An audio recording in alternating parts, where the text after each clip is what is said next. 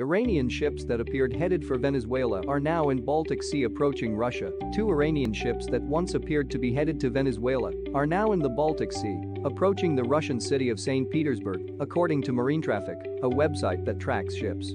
The position of the ships, including the floating military base called the Makran, indicate they are likely headed to St. Petersburg to participate in Russia's Navy Day events, according to two defense officials familiar with the ship's movements. The Pentagon has been monitoring the ships for about 2 months as they rounded the southern tip of Africa and appeared set to cross the Atlantic for Venezuela. Pentagon officials were concerned about the potential introduction of Iranian weapons into the Western Hemisphere and the possible transfer of weapons to Venezuela. In mid-June, the ships, which were then off the coast of West Africa, began to inch north instead of across the Atlantic.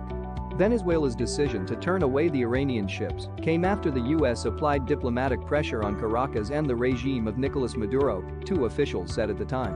The U.S. also applied diplomatic pressure to other countries along the route of the Iranian vessels, including countries in West Africa, like Senegal.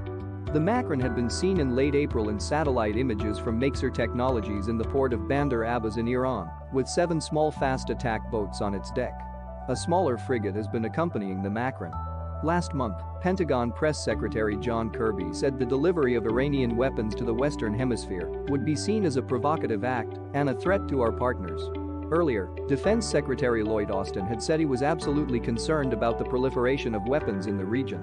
Pentagon officials had been watching to see whether the ships would continue north toward Russia or turn into the Mediterranean Sea and return to Iran. The latter scenario was seen as unlikely because that would appear to be a failure for Iran. The ship's current position in the Baltic Sea and its direction make its destination clearer, defense officials said. Russia's Navy Day is scheduled for Sunday in St. Petersburg, and it appears the